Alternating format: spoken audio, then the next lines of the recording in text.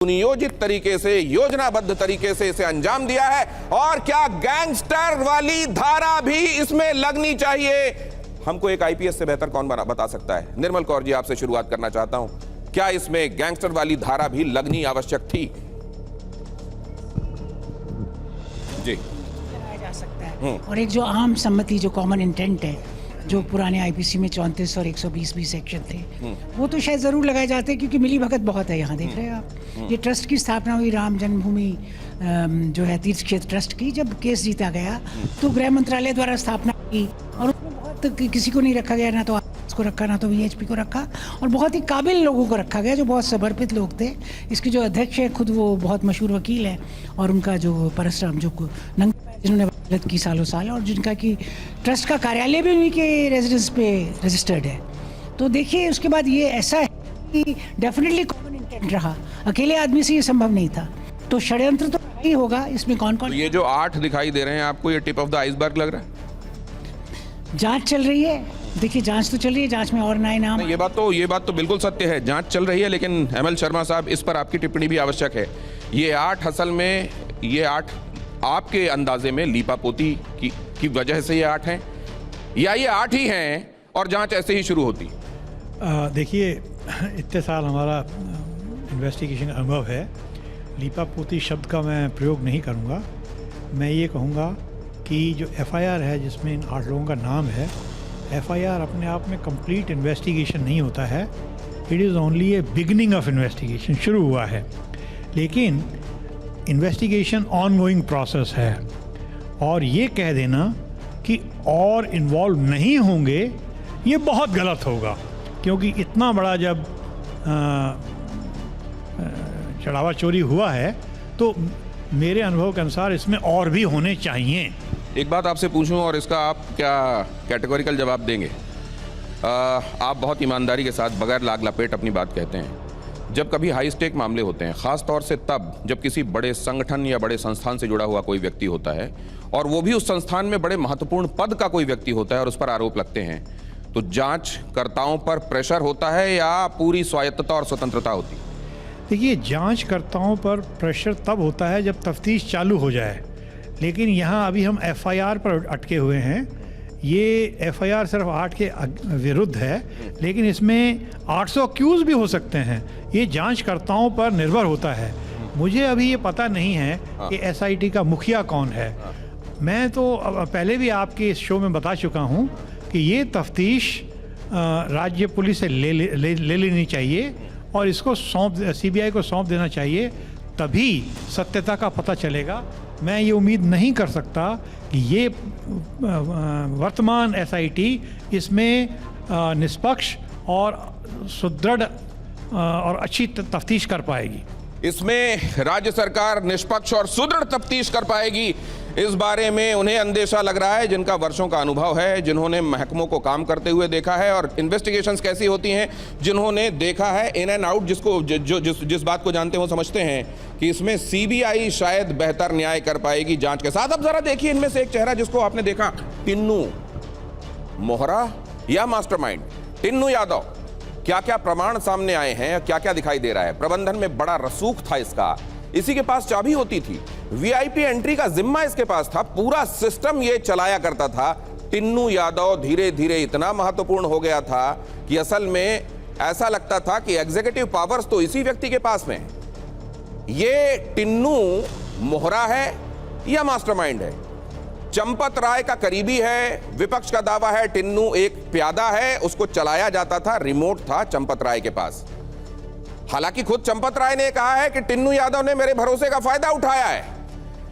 प्रमाण इसमें यह भी है कि नाम आते ही बड़े अधिकारियों का इस तरीके से इसमें यह देखा गया कि यहां किनारा होते हुए देखा गया। ये टिन्नू यादव है क्या भला? क्या ये एक वाकई ऐसा व्यक्ति है जिसने भरोसे का फायदा उठाया है? लेकिन इसमें एक बात दिमाग में आती है कि भरोसे का फायदा किसी एक दिन, 2 दिन, हफ्ता, महीना उठाया जा सकता है, लगातार किसी के भरोसे का फायदा नहीं उठाया जा सकता। मैं जरा इसमें यह भी, क्योंकि इसमें यह भी कहा जाएगा, इसमें बहुत सारी दलीलें कोर्ट के सम्मुख भी होंगी, साक्ष्य जुटाए जा रहे हैं और दलीलें भी तैयार की जा रही हैं। आपको क्या लगता है सर, एडवोकेट होने की हैसियत से, अगर ये कहा जाए किसी कोई पहुंचे कटघरे में और ये कहे कि साहब मैंने भरोसा किया था और मेरे साथ भरोसे में छल किया गया है, मैं इसमें लिप्त नहीं था, जिन पर मैंने भरोसा किया उन्होंने मुझको अंधेरे में रखा। देखिए, आपके इस सवाल का जवाब देने से पहले मैं एक और सवाल का जवाब देना चाहूँगा कि आपने अभी कहा था कि चंपत राय जी का इस्तीफा मंजूर नहीं हुआ है। इतनी इमरजेंसी है, ट्रस्ट अपनी जो है ना ऑनलाइन मीटिंग बुला के इस पर फैसला कर सकती है। वो आज चाहे तो विद इन आवर और सो वो इस रेजिग्नेशन को एक्सेप्ट कर सकती हैं, जिससे एक कंट्रोवर्सी खत्म हो सकती है। पहले दिन से सवाल उठ रहा है और इसी लगता है मुझको कुछ प्रीपोन्ड किया गया, जो 11 तारीख थी उसी दबाव में प्रीपोन्ड हुआ। लेकिन ये कोविड ने हमको सिखा दिया है कि महत्वपूर्ण मामलों में बहुत देरी की जरूरत नहीं है, ऑनलाइन मीटिंग अरेंज कीजिए, फैसला कीजिए। नहीं, कोविड में एक बात और बता दूं, सर्वोच्च न्यायालय का निर्णय ये है कि आप ऑनलाइन हियरिंग कर सकते हैं, ऑनलाइन आप प्लीडिंग्स फाइल कर सकते हैं, ऑनलाइन आप सारा काम कर सकते हैं। सुप्रीम कोर्ट ऑनलाइन सुनवाई कर सकती है। और आप एक महत्वपूर्ण आदमी है जो चंपत राय हैं, उनका आप रेजिग्नेशन एक ऑनलाइन आप कंसिडर करके रिजेक्ट या एक्सेप्ट नहीं कर सकते। मेरी समझ के बाहर की बात है। ये पहला पॉइंट है। दूसरा जो आप कहते हैं भरोसा, मैंने भरोसा किया, उसने छल किया, मैं इसको नहीं मानता ये भरोसे वाला है। चंपत राय ने यही बात कही है। देखिए, जो भी व्यक्ति है वो अपने डिफेंस में कुछ भी कह सकता है, लेकिन जो फैक्ट्स अभी तक सामने आ रहे हैं उसके हिसाब से ये भरोसे वाला केस नहीं कि भरोसे के बेसिस पे ये हुआ हो और उनको पता नहीं हो, ऐसा लगता नहीं है। प्राइम मिनिस्टर मंदिर ट्रस्ट के कोषाध्यक्ष हैं और उनसे जब इस बारे में सवाल पूछा गया तो उन्होंने, गोविंद देवगिरी, उन्होंने एक चुप्पी साध ली। सुनाते हैं आपको इस पर प्रतिक्रिया, अगर हाव भाव से भी मिलती हो तो आप पढ़ने की कोशिश कीजिएगा। मंदिर को लेकर चुप क्यों है महाराज जी? राम मंदिर को लेकर चुप क्यों है महाराज जी? राम मंदिर के लिए कुछ बोल दीजिए। आपके चुप रहने से इस पूरे मसले को, महाराज जी राम मंदिर के लिए कुछ बोल दीजिए। ये आपने देख लिया। अब जरा यहां पर ये देखिए, क्या वाकई ये सवाल उठाया जा रहा है? अभिमुक्तेश्वरानंद शंकराचार्य, उन्होंने भी ये सवाल उठाया है कि कोष की जिम्मेदारी तो कोषाध्यक्ष के पास है, कोष में गड़बड़ी हुई है तो वो मुंह क्यों नहीं खोल रहे हैं। उन्होंने ये भी कहा कि क्या वो अपने स्टेटस का, और ये भी कि एक महत्वपूर्ण, जब इस पूरे मामले में लम्हा आया तब वो महत्वपूर्ण व्यक्ति के तौर पर खड़े हुए थे और प्रधानमंत्री के साथ बल्कि मौजूद थे, क्या ये तमाम बातें उनको इम्यून बनाती हैं? ये एक महत्वपूर्ण सवाल है और इसको मैं शैलेशानंद जी से पहले समझना चाहूंगा। शैलेशानंद जी, गोविंद देवगिरी, क्या इसमें उनको खुद पहल करते हुए, मामला अगर इतना बड़ा है और उनसे कोष से जुड़ा हुआ है, उनको सामने आकर चीजें नहीं कहनी चाहिए? चुप्पी क्यों? जी, बहुत बहुत धन्यवाद TV9 भारतवर्ष का। बिल्कुल ज़रूर उन्हें आना भी चाहिए और उन्हें अपने वक्तव्य दे करके सभी समाज के, सभी साधु संतों के और समस्त जो भी विषय है उसको क्लियर करना चाहिए कि आखिर यह कैसे हुआ, क्यों हुआ, क्योंकि जिम्मेदारी उनकी थी। और जो भी हुआ है ये बहुत ही निंदनीय हुआ है, क्योंकि हमारे समाज की साधु संतों की एक आस्था, एक पवित्र आस्था, जिसमें हमारे एक नहीं, दो नहीं, 100 नहीं, 50 नहीं, 200 नहीं, 500 सालों की तपस्या और यहाँ तक कि त्याग समर्पण ही नहीं, बलिदान और खून की वहाँ पर होलियाँ। अच्छा, ये बताइए, साधु जब भी कहीं अन्याय होते देखता है तो बगैर कॉन्सिक्वेंसेस की परवाह किए वो अपनी बात कहता है, अन्याय का विरोध करता है। यही संतत्व है, यही साधु है। ऐसे में अगर गोविंद देवगिरी चुप हैं तो उनकी चुप्पी भी कुछ कहती है क्या? देखिए, चुप्पी के पीछे हमें कारण नहीं कह सकते, लेकिन उन्हें जरूर ये कहना चाहिए। मैं ये नहीं कह रहा हूं कि जो आप कहेंगे वो असल में वही प्रमाणित तथ्य होगा, आपका अंदाजा पूछ रहा हूं। चुप्पी क्या कहती है? अब देखिए, वो हम इस पर कुछ नहीं कह सकते कि उनकी चुप्पी के पीछे क्या कारण है, पर चुप्पी जो है वो गलत है, उनको जवाब जरूर देना चाहिए। तो ये आप शास्त्रों में ही लिखा गया है, मौनम स्वीकृति लक्षणम। क्या यहां पर भी मौनम स्वीकृति लक्षणम सीताराम दास जी लागू हो रहा है?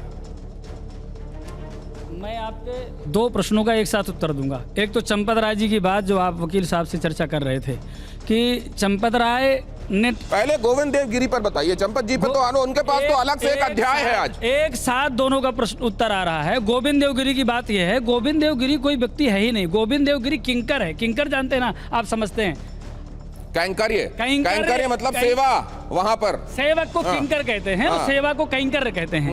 तो गोविंद देवगिरी नरेंद्र मोदी और विहिप RSS का एक किंकर है। तंत्र के किस लिए होते हैं? यहाँ पर इतने बड़े बड़े अनुभवी लोग खड़े हैं, IB CBI जो इंटेलिजेंस होते हैं वो कहाँ हैं? ये जो बात कही गई, नहीं, मैं ये जानना चाहता हूँ, किसी को ये कहना नहीं, ये महत्वपूर्ण बात है, ये व्यवस्था परक बात है आपने जो कहा है। ये जो आप कह रहे हैं कि ये असल में कोई एक व्यक्ति मुखौटा है या किंकर है या सेवक है, वो केवल टोकन प्रेजेंस रखता है, उससे अतिरिक्त उसके पास उसके वजूद का कोई सिग्निफिकेंस नहीं है। क्या ऐसा कहकर किसी को बचाया जा सकता है? किसी पद पर कोई व्यक्ति बैठा हुआ है, उसकी जिम्मेदारी उससे क्यों ना पूछी जाए? क्यों सीधे ये कहा जाए कि वो कहां से तय हुआ था, वो उसका नाम क्यों दिया गया था? चंपत राय के संदर्भ में भी है ये। कितने सालों की तपस्या, वीएचपी खुद बताती है किस तरीके से उनके कुर्ते में जेब नहीं होती, कहा जाता है 2 जोड़ी कपड़ा होता है, रामदानी की खिचड़ी खाते हैं। ये आपकी क्रेडिबिलिटी है, ये आपका ट्रैक रिकॉर्ड है, लेकिन क्या उस वजह से आपको इम्यूनिटी मिल जाएगी?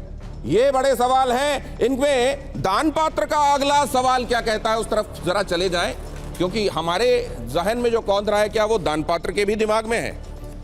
ये होता कैसे था?